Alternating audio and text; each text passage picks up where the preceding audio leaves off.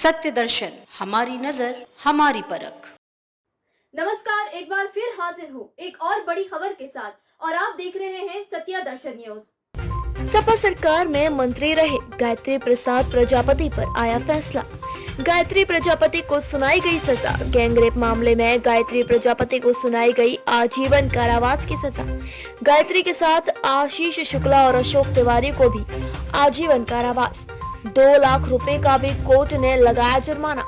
18 मार्च 2017 में गिरफ्तार हुए थे पूर्व मंत्री गायत्री प्रसाद प्रजापति। चित्रकूट की महिला व उसकी नाबालिग बेटी के साथ गैंगरेप के आरोप में गिरफ्तार हुए थे लोग। मामले में बीते दिनों कोर्ट ने 4 लोगों को किया था बरी। गायत्री प्रजापति, अशोक तिवारी और आशीष शुक्ला को आजीवन कारावास। सजा के ऐलान के बाद गायत्री प्रजापति ने कहा, अदालत द्वारा सजा सुनाए जाने के बाद कोर्ट के बाहर प्रजापति के वकील ने प्रतिक्रिया देते हुए कहा। के.एन. शुक्ला की रिपोर्ट।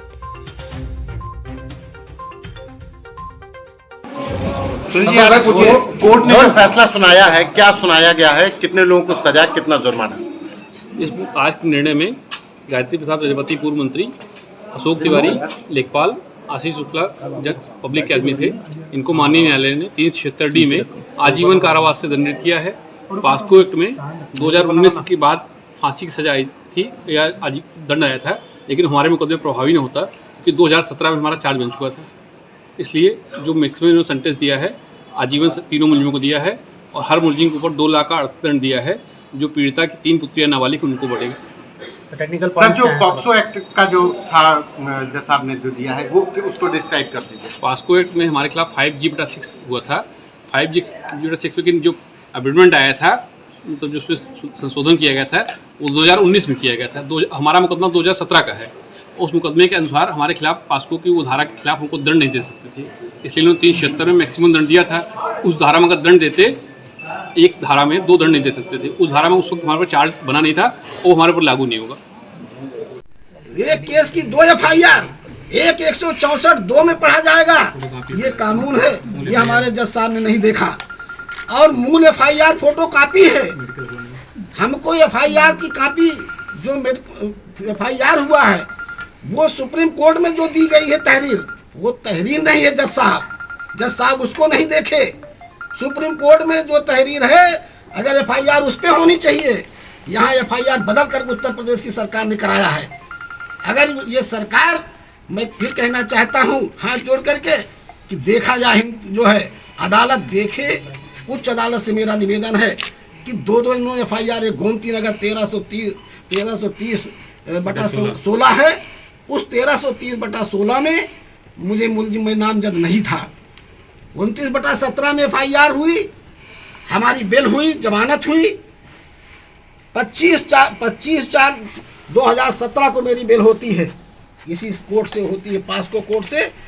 मुझे जो है रोकने के लिए उत्तर प्रदेश की सरकार, मौजूदा राजनीतिक साहब तुरंत जाकर के हाई कोर्ट से स्टे करा दिया गया। और 25 को ही बेल हो रही है, 25 को ही हमारे 164 इस मुकदमे का, कि जज साहब बताएं इस मुकदमे में 164 सील रहता है। 164 सील था, उस 164 कैसे चला गया और जाके दूसरे मुकदमे में 164 में मुझे वहाँ मुलजिम बना करके, और मुझे रातों रात 3 मुकदमे मेरे ऊपर लाद दिया गया। सुबह मुझे ला करके यहाँ पे रिमांड ले लिया गया।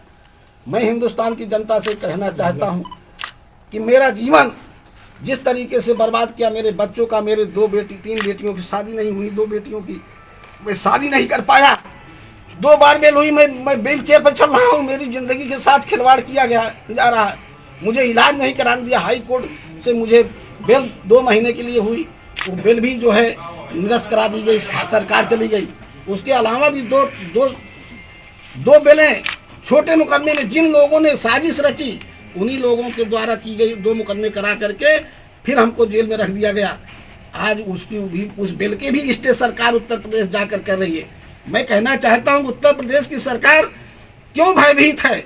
क्योंकि इस गरीब के लड़के, इस प्रजापति कुमार के बेटे से बदला, कौन सा बदला लेना चाहते हो कि ये अमेठी से राजनीति न कर सके?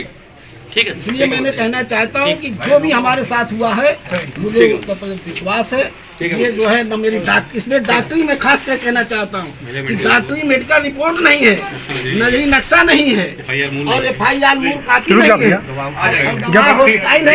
और उसके बावजूद हमें सजा दी जाए। अभी के लिए बस इतना ही। अगली खबर में फिर मुलाकात होगी, तब तक देखते रहिए सत्य दर्शन न्यूज।